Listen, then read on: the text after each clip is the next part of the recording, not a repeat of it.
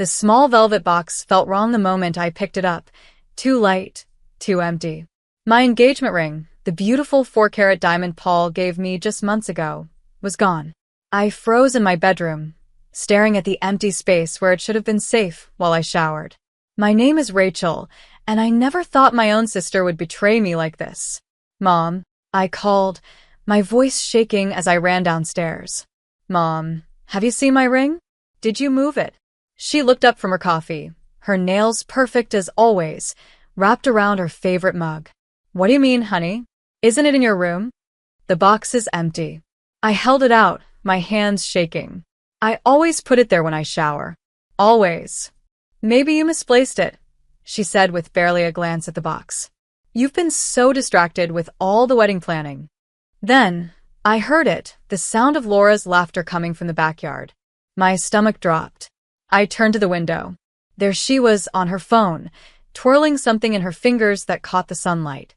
Laura. I stormed outside, the screen door slamming behind me. What are you doing with my ring? I demanded. She turned, and I saw it, clear as day, on her left hand. My ring. The 4-carat princess-cut diamond that Paul had worked so hard to buy. Oh, hey, sis, she said with a sweet smile, the same one she always used to get out of trouble. Isn't it beautiful? Brian proposed last night. The world seemed to spin. That's my ring, I said. Don't be ridiculous, she laughed, but her eyes flickered away. Laura Howard, take it off right now. My voice was steady, but anger burned inside me. That is my engagement ring, and you know it. What's all this shouting about? Our father appeared at the door, Mom right behind him. Laura stole my engagement ring. I turned to them, desperate for them to see the truth. She's trying to pass it off as her own. Laura's lower lip trembled. Why would I steal her ring? Brian proposed to me. He bought this. Now, Rachel, Mom said gently, stepping forward and placing a hand on my arm. Your sister just got engaged. This should be a happy moment. I pulled away from her touch. Are you serious right now? That is my ring. Dad squinted at Laura's hand. It looks different than yours. The setting isn't quite the same. That's because she changed it. I was yelling now, my voice echoing across the yard. Call Paul. Call the jeweler. That is my ring. Honey, Mom said in that annoying, fake calm voice she always used. You're making a scene. Laura and Brian are in love. They're getting married. Can't you just be happy for your sister? I looked at them, Mom's dismissive face, Dad avoiding eye contact, and Laura trying to hide her smirk but failing. 30 years of watching them favor her, protect her, excuse her. And somehow I was still shocked. You know what? I pulled out my phone. Let's call Brian right now and ask him where he got the ring. Laura's face turned pale. He's busy at work. Perfect, I said, hitting the call button. I'll leave a message. Stop it, she lunged for my phone, but I stepped back. Fine, she snapped. I borrowed it, okay? But Brian was going to propose, and we couldn't afford anything nice. And you have everything. The perfect job, the perfect fiancé, the perfect life. Laura, Mom gasped, but it was too late. The truth was out. I looked at my parents, waiting for them to finally do something, to finally hold her accountable. Instead, Mom put an arm around Laura's shoulders. We'll figure this out as a family. There's no need to involve Brian or make this public. Laura made a mistake, but she meant well. Love makes people do crazy things. I let out a laugh, sharp, bitter. Meant well? She stole my engagement ring. We'll replace it, Dad said quickly. A newer one. An even better one. That's not the point. My hands were shaking, my eyes burning with unshed tears. She stole from me. She lied about it. And you're still defending her. Rachel, please, Mom sighed. Don't be dramatic. We can fix this. I looked at Laura, still wearing my ring, still safe in Mom's arms. Something inside me hardened. I had always been the calm one, the reasonable one, but not anymore. You're right, Mom, I said quietly. We can fix this. And I will. I turned and walked away, their voices calling after me. They had no idea what was coming, but they were about to learn that karma has a way of collecting its debts, and I was going to make sure it did.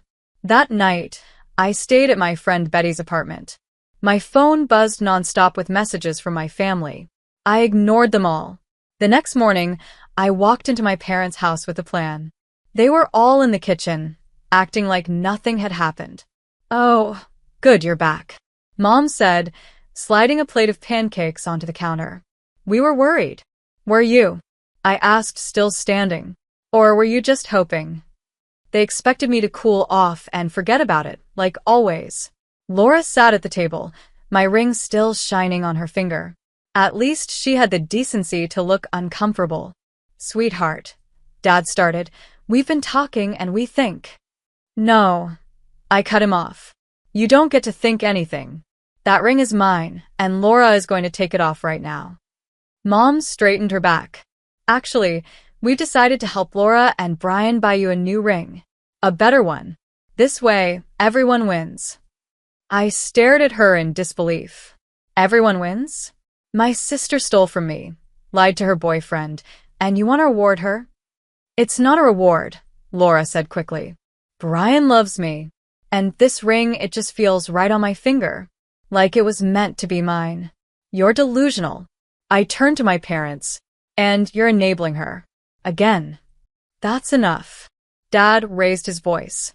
"We're trying to find a solution here."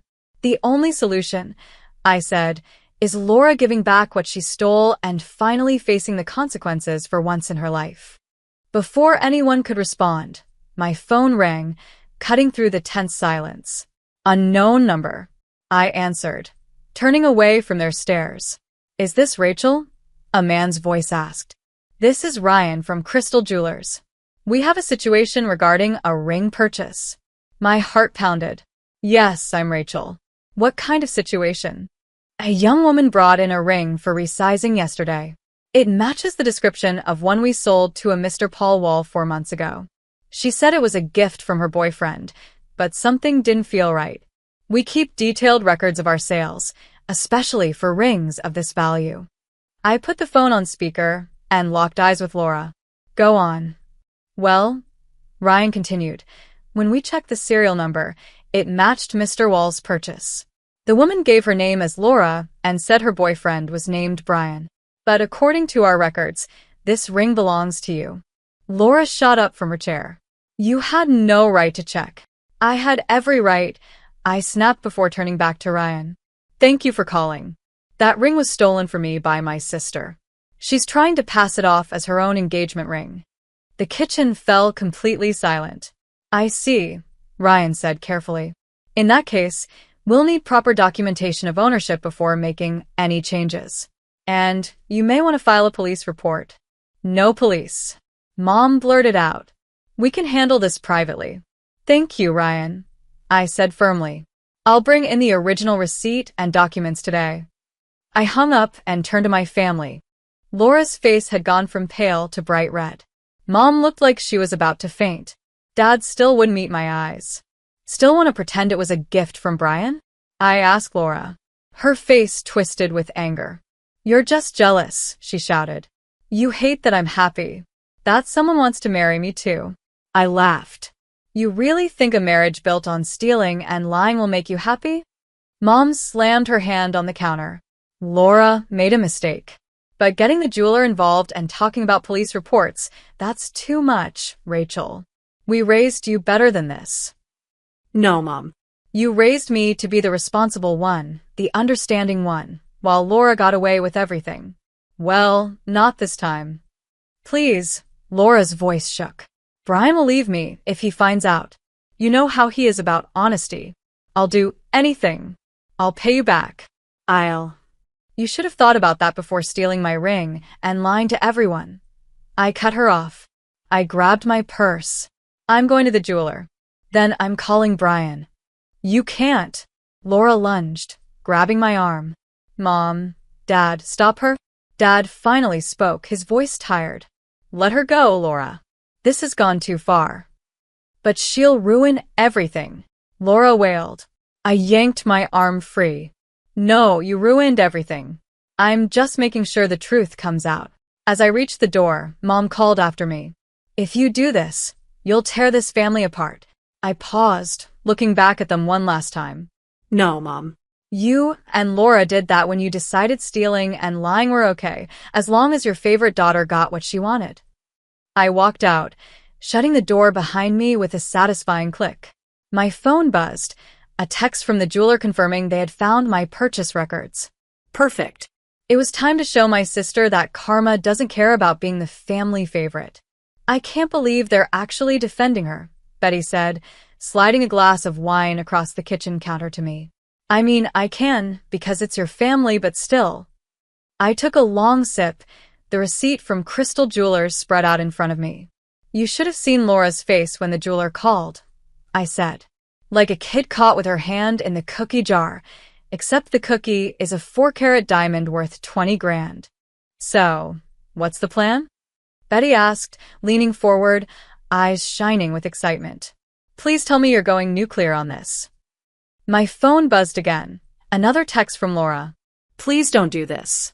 I'll explain everything to Brian myself. Yeah, right, I muttered, showing Betty the message. She's just trying to buy time to come up with another lie, Betty said. You know that, right? The doorbell rang, making us both jump. Betty peeked through the peephole and turned to me, eyes wide. It's your mom. Of course it is. I stood up, squared my shoulders. Let her in. Mom stormed in like she owned the place, her designer purse swinging at her side. Rachel, we need to talk. Alone. Anything you have to say, you can say in front of Kim. Mom's lips tightened. Fine. Laura is devastated. She's been throwing up all morning, crying about how you're trying to ruin her life. I let out a short laugh. That's rich. I laughed. She steals my engagement ring, lies to everyone, and somehow I'm the bad guy. She made a mistake. Mom threw up her hands. We're trying to fix this. Your father already called the jewelry store. We can get you an upgraded ring. Bigger than the original. It's not about the ring anymore, Mom, I said. It's about Laura finally facing the consequences of her actions. By destroying her relationship? By bringing shame to this family? Betty snorted. The only shame here is how you're defending a thief. Mom snapped her head toward her. This is a family matter. No, I said firmly. This stopped being just a family issue when Laura dragged Brian into her lies. He deserves to know the truth about the woman he's planning to marry. But she loves him, Mom pleaded. She was desperate. You know how much she's struggled while you've had everything handed to you. Handed to me? I slammed my wine glass down. I work my ass off for everything I have. I put myself through grad school. I built my career. I found a good man who loves me. Nothing was handed to me. Your sister? My sister's a thief, I interrupted. And she's about to learn that actions have consequences. I pulled out my phone. In fact, let's call Brian right now. Don't you dare. Mom lunged for my phone, but Betty stepped between us. Mrs. Howard, Betty's voice was ice cold. I suggest you step back. My phone was already ringing. 1 ring. 2 rings. 3 rings. Hello. Brian's voice came through, clear and confused. Brian, it's Rachel. We need to talk about Laura's engagement ring. Rachel, please. Mom's voice cracked with desperation. What about it? Brian asked. Is something wrong? I need you to meet me at Crystal Jewelers in an hour. There's something you need to see. A pause. Okay, should Laura come too? No, I said firmly, watching Mom's face crumble. Just you. After I hung up, Mom stared at me like she didn't even know who I was. I never thought you could be so cruel, she whispered. Cruel? I let out a dry laugh. Cruel is watching your daughter steal from her sister and helping her cover it up. Cruel is letting Laura lie to an innocent man about something as important as their engagement. Cruel is standing in my home, trying to guilt-trip me into accepting more family betrayal. You've changed, Mom whispered. No, I said. I've finally had enough. I stepped past her, but she grabbed my arm. If you do this, Don't expect to be welcome at home anymore. I gently pulled her hand away. That's fine. I'd rather be alone than surrounded by people who think love means defending theft and lies. After Mom left, Betty hugged me tight. You okay? I exhaled slowly, picking up the receipt, the proof that the ring was mine. Actually? Yeah. For the first time in forever, I felt like I was finally doing the right thing. Want me to come with you to meet Brian? Betty asked. I shook my head. No. This is something I need to do alone. But keep your phone on. Something tells me Laura is going to lose it when she finds out what's happening. As I grabbed my things, my phone lit up with a text from Laura. You'll regret this. I showed it to Betty, who raised an eyebrow. Sounds like a threat. I smiled, slipping the receipt into my purse. No. It sounds like someone who's finally about to face the truth. And I can't wait to see it happen. Brian was already waiting outside Crystal Jewelers when I arrived. His hands were stuffed in his pockets, his face full of confusion and concern. I had always liked him. He was honest, hardworking, and genuine. Everything my sister didn't deserve. Hey, he said, shifting nervously. What's going on? Laura's been calling me nonstop, but she won't say what's wrong. Let's go inside first, I said, holding the door open. There's something you need to see. Inside, Ryan, the jeweler who had called me, looked up as we entered. Recognition flashed across his face. Ah, Rachel. And this must be Brian, he said, his expression turning serious. Do you have the documentation I requested? I pulled out the receipt and the original purchase records, laying them on the counter. Right here. Brian frowned, stepping closer. What documentation? What is all this? I took a deep breath. This is proof of purchase for the engagement ring Laura is wearing. The one you supposedly bought her. Brian's face went blank. What are you talking about? Of course, I bought her ring. Ryan cleared his throat. Sir, this receipt shows that the ring was purchased by a Mr. Paul Wall 4 months ago. It was sold as an engagement ring for Rachel. Brian's face turned pale. He picked up the receipt, his hands shaking slightly. There must be some mistake. There's no mistake, I said quietly. Laura lied. She stole my engagement ring while I was in the shower and then tried to pass it off as a gift from you. No. He shook his head. No. She wouldn't. The bell above the door chimed. We all turned just as Laura burst in, her face streaked with tears. Mom was right behind her. Brian, baby, don't listen to her. Laura rushed forward, grabbing his arm. She's jealous. She's trying to ruin everything. Brian's voice was dead quiet. Is it true? Of course not. Laura's voice trembled. I would never. The serial number matches, Ryan interrupted, pointing to the paperwork. And we have security footage of Mr. Wall purchasing the ring, if you'd like to see it. Laura's grip on Brian's arm tightened. Baby, please, she whispered. I can explain everything. Brian jerked away from her. Explain what? His voice was sharp now. Explain how you stole your sister's engagement ring? Explain how you lied to me about where it came from. Tears poured down Laura's face. I did it for us, she cried. We've been together for 3 years, and you never proposed. I saw how happy Rachel was with her ring, and I wanted that for us, Laura whispered. So you stole it? Brian's face hardened. You committed a crime and lied to my face about it? Laura turned to Mom, desperate. Tell them it's not that simple. Mom stepped forward, but Brian held up a hand. With all due respect, Mrs. Howard, I don't want to hear it. I've watched you excuse Laura's behavior for 3 years, and now I finally understand why she thinks this is okay. Brian, please. Laura sobbed. I love you. Love doesn't steal, he said, his voice breaking. Love doesn't lie. He turned to me. I'm so sorry, Rachel. I had no idea.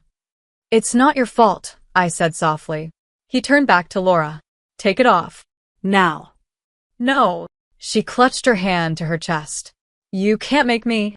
Ryan, the jeweler, cleared his throat.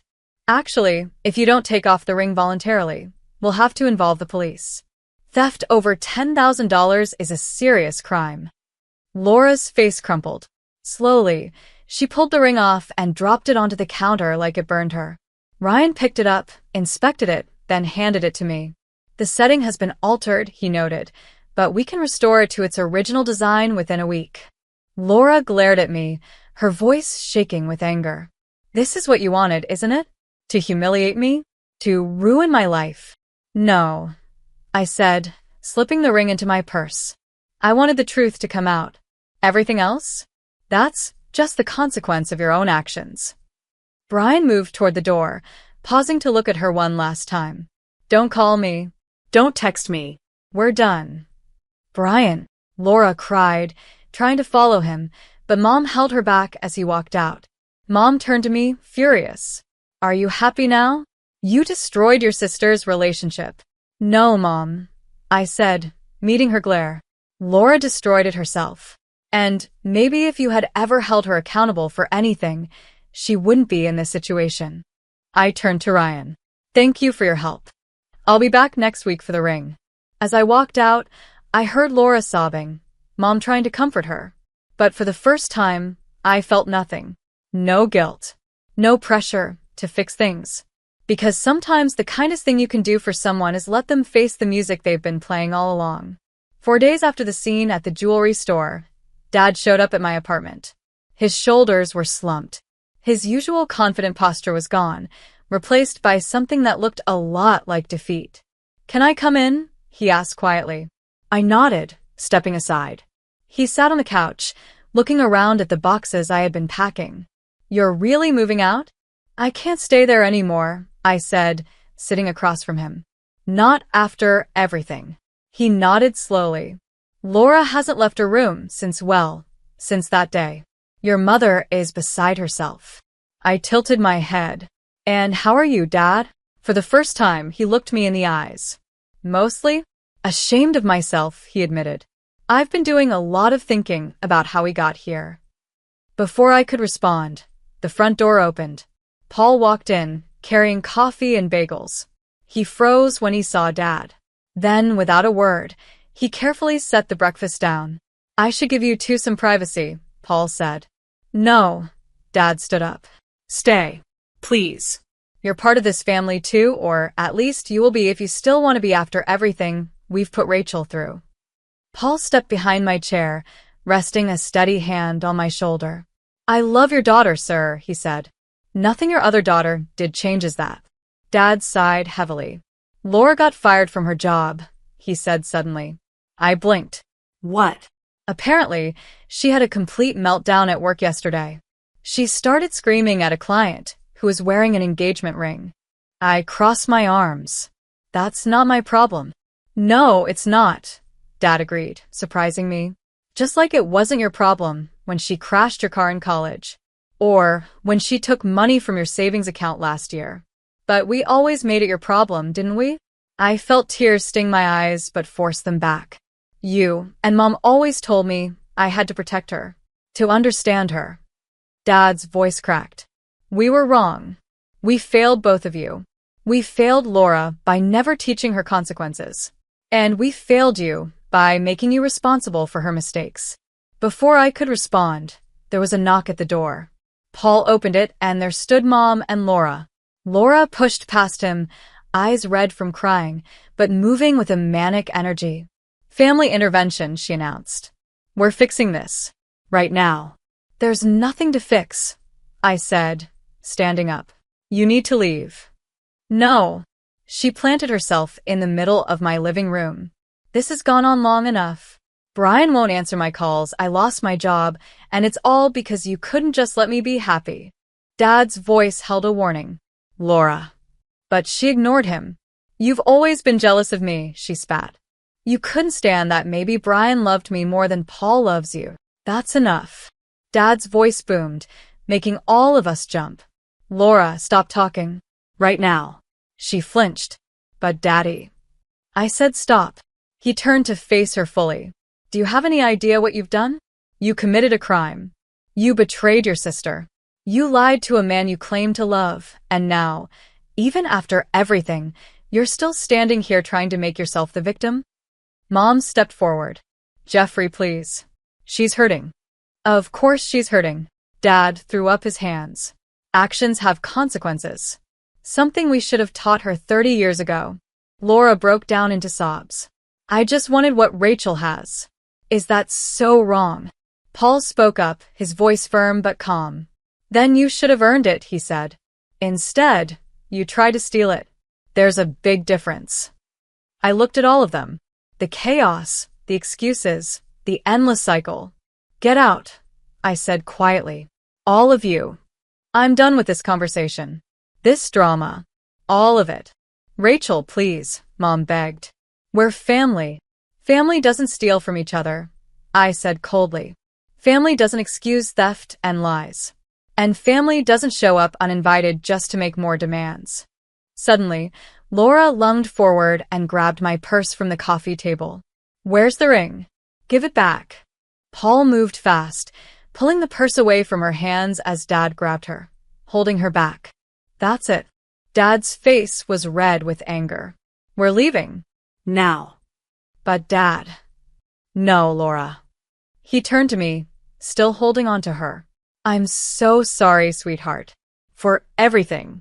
And when you're ready, if you're ever ready, I'd like to try to make things right. As they left, I could hear Laura's sobs, Mom's quiet attempts to comfort her, and Dad's heavy footsteps fading down the hallway. Paul pulled me into a hug. You okay? I looked up at him. Actually, yeah. For the first time in my life, I feel like I'm finally seeing my family clearly. And I don't have to fix their mess anymore. Your dad seems to be waking up, Paul said. I sighed. Maybe. But it's too little too late. Some things can't be fixed with an apology. Paul kissed my forehead. So, what now? I looked around at the half-packed boxes, at the life we were building together. Now we move forward, I said. Without the drama. Without the guilt. Without Laura's chaos. And your parents? They made their choice a long time ago, I said. Now they have to live with it. 3 weeks passed. My ring had been restored to its original design. Paul and I moved into our new apartment. And I hadn't heard a word from Laura. But peace never lasts long in my family. I was sorting through mail when I saw it, a glossy wedding magazine with my name on the subscription label. Inside, a post-it note in Mom's elegant handwriting. Please call me. We need to talk. As if on cue, my phone rang. Betty's name flashed on the screen. Turn on your Instagram. Right now, she said, skipping the greeting. Hello to you too. I laughed, opening the app. What am I looking for? Laura's latest post. My stomach dropped. It was a photo of Laura in a wedding dress, standing in what looked like a bridal boutique. The caption. Sometimes the worst betrayals lead to the best decisions. Wedding planning starts now. New chapter. Ring sparkles. Is she serious? I asked Betty. She's not even dating anyone. Keep scrolling. The next post was worse. A close-up of Laura's hand, wearing a new engagement ring, smaller than mine but still expensive. The caption. When someone better comes along and shows you what real love looks like. Raising hands, sparkling heart, thank you for saving me from settling, sis. Winking face. My phone buzzed again. Mom. Against my better judgment, I answered the call. Did you see? Mom asked immediately. You mean Laura's delusional Instagram posts? I sighed. Yeah, I saw. She's not delusional, Mom said carefully. She's been seeing someone, a friend of your father's business partner. He's well established. You mean he's rich and desperate enough to date someone who just got exposed for theft? Rachel, please, Mom sighed. Eric is good for her. He's helping her get back on her feet. I let out a short laugh. Of course he is. And let me guess, you and Dad had nothing to do with setting this up? Mom's tone changed, turning sharp. Actually, your father refuses to meet him. He's still struggling with everything that happened. A knock at my door interrupted us. I opened it to find Dad, looking uncomfortable. I'll call you back, I told Mom, hanging up before she could protest. Dad shifted his weight. Hi. Can we talk? I let him in, noticing how much he had aged in just 3 weeks. The confident businessman I grew up with was gone. He looked lost.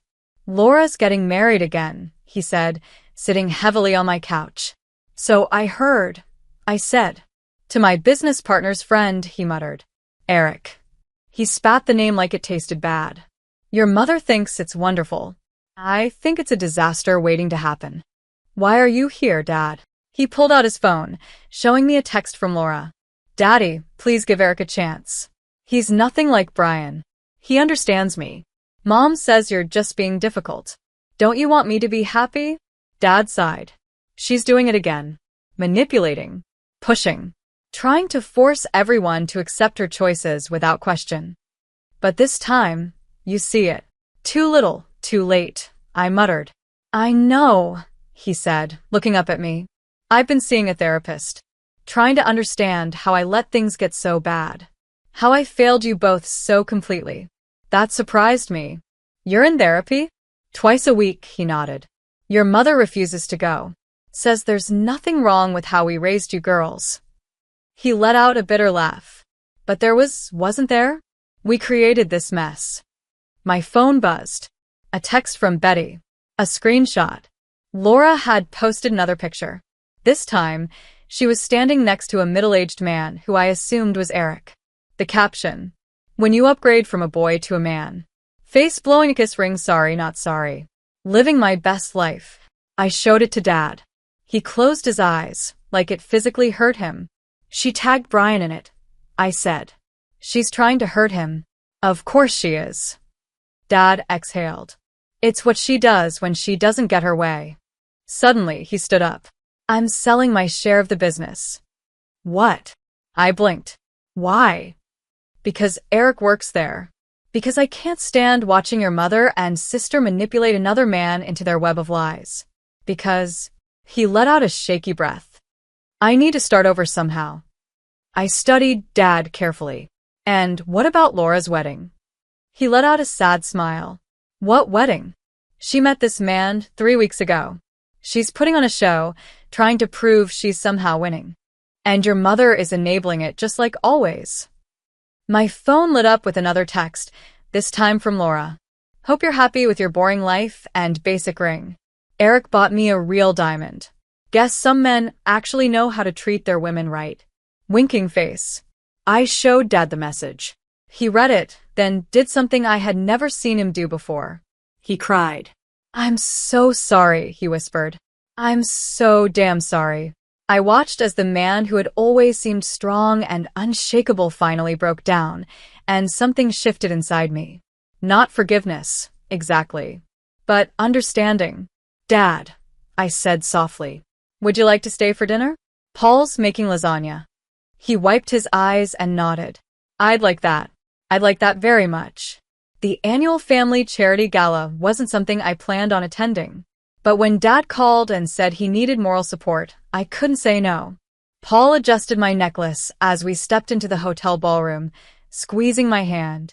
Remember, he whispered, we can leave anytime. I spotted Laura instantly. Hard to miss in a red dress that probably cost more than my monthly rent. Eric's hand rested possessively on her waist, and Mom hovered nearby, beaming as she introduced them to everyone. Rachel. Mom's voice carried across the room. Come meet Eric properly. Here we go, I muttered. Paul gave my hand a reassuring squeeze as we walked forward.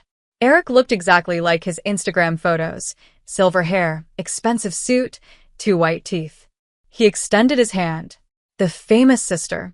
Laura's told me so much about you. Has she? I smiled tightly. All good things, I'm sure. Of course. Laura giggled, pressing herself against Eric. I was just telling him how you inspired me to upgrade my life. Everything happens for a reason, right? Eric smiled at my parents. Speaking of reasons, Laura and I have an announcement to make. Dad appeared beside me, his face tight. Eric, baby, Laura said quickly, her voice slightly panicked. Not yet. We agreed to wait. I can't wait another minute. Eric clinked his glass, gathering everyone's attention. Ladies and gentlemen, he announced, I have the pleasure of telling you that in 4 weeks, Laura will become my wife. The room erupted in applause. Mom rushed forward, hugging them both, but Dad stayed frozen beside me. For weeks. Paul whispered. That's insane, I muttered. We're having a small, destination wedding in the Maldives, Laura announced, her voice sweet and confident. Very exclusive. Family only, of course. She locked eyes with me. Well, some family. Dad's voice held a warning. Laura, she blinked innocently. I just think it's best to keep things intimate. After all, some people might not approve of my happiness. I raised an eyebrow. You mean some people might tell Eric about your history of theft? I spoke quietly, but my words hit hard. The color drained from Laura's face. Eric frowned. Theft? What theft? Nothing. Mom jumped in quickly. Just sisters being sisters. Eric, let me introduce you to the board members. She whisked him away, but Dad turned to me. I'm not going to the wedding, I said. Dad let out a deep sigh. No. This is wrong. He's twice her age. They barely know each other. He hesitated, then added, and your mother, she's already talking about how his money will solve all of Laura's problems.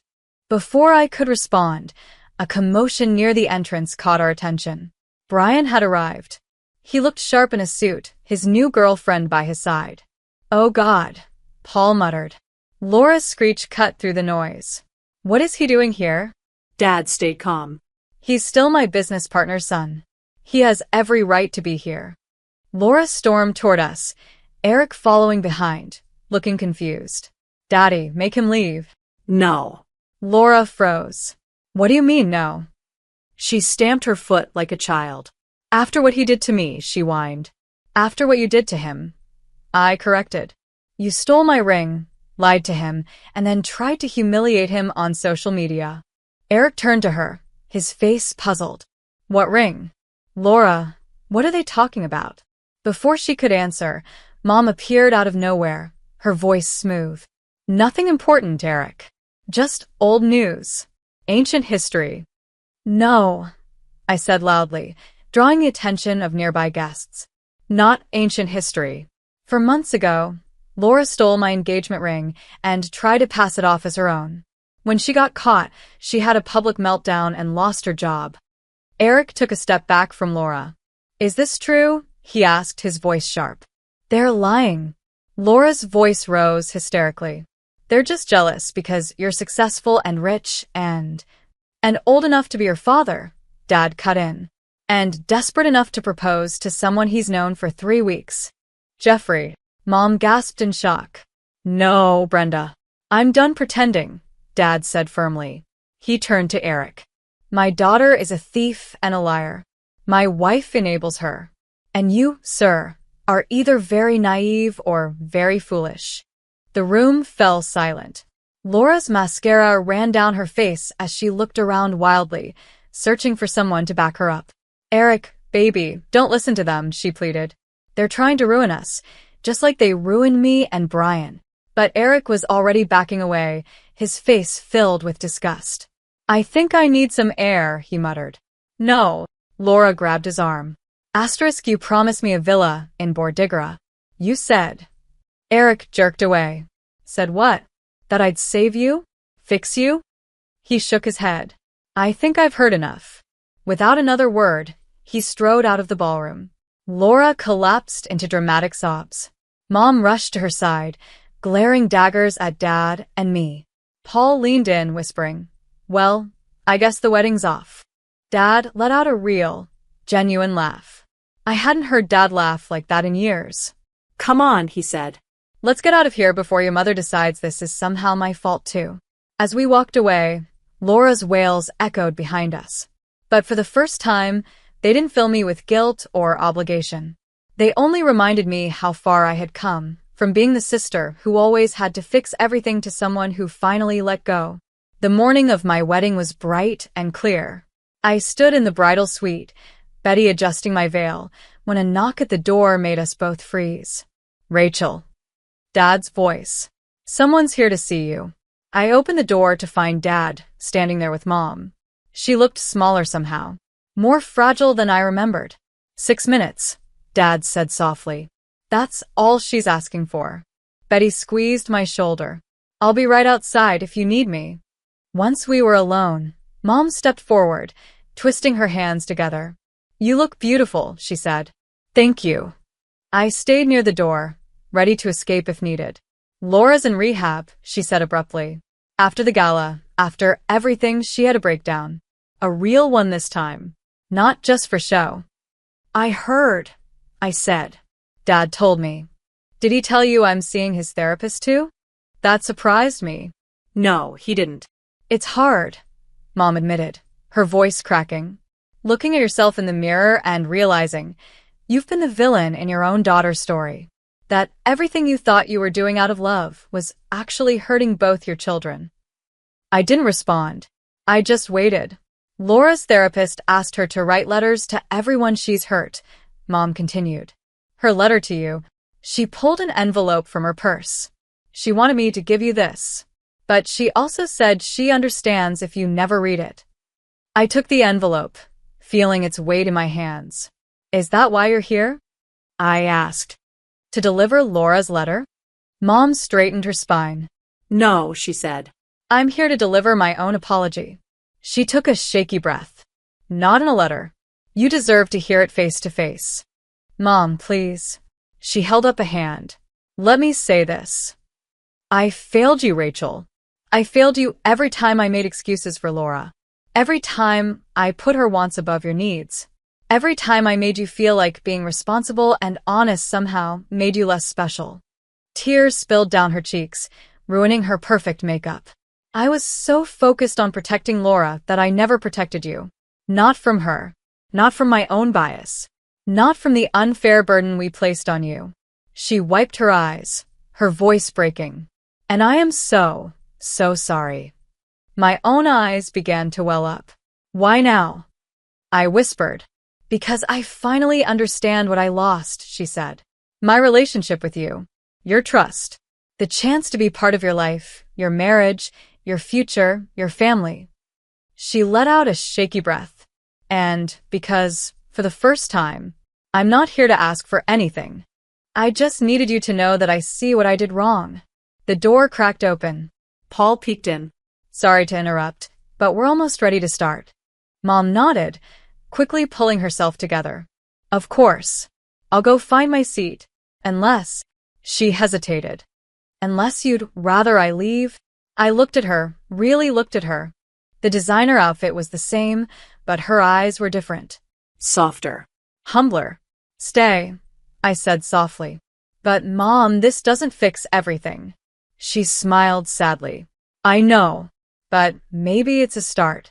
After she left, Paul pulled me close. You okay? I glanced at Laura's unopened letter, running my fingers over the envelope. Yeah, I said. I think I actually am. Want to know a secret? Paul grinned. What? Your dad's been taking dance lessons for weeks. He's determined not to mess up the father-daughter dance. I laughed, picturing my straight-laced father in a dance class. He's really trying, isn't he? They both are. Paul kissed my forehead. Ready to get married? I set Laura's letter aside. I'd read it, eventually, but not today. Today was about moving forward, not looking back. Actually, I said, straightening my veil. There's something I need to do first. I found Dad pacing in the hallway, muttering dance steps under his breath. Dad. He turned, eyes lighting up. You look perfect. I smiled. Walk me down the aisle? He offered his arm, then hesitated. You know, all those years I spent making excuses for Laura, trying to keep the peace. I forgot what real strength looks like. He swallowed hard. But you reminded me. You stood up for what was right, even when it cost you everything. Not everything, I said, looping my arm through his. I gained something too, a father who finally sees me. The music started. Our cue to begin. As we walked toward Paul, I caught Mom's eye in the crowd. She smiled, hesitant, unsure. And I found myself smiling back. Some things couldn't be fixed with apologies or letters. Some relationships would never be the same. But standing there, surrounded by people who had learned the hard way what real love looks like, I realized something important. A happy ending isn't about forgetting the past. It's about building a better future, one honest moment at a time. Ready? Dad whispered as we reached the altar. I squeezed his arm, looking ahead at Paul. At our future. More than ready,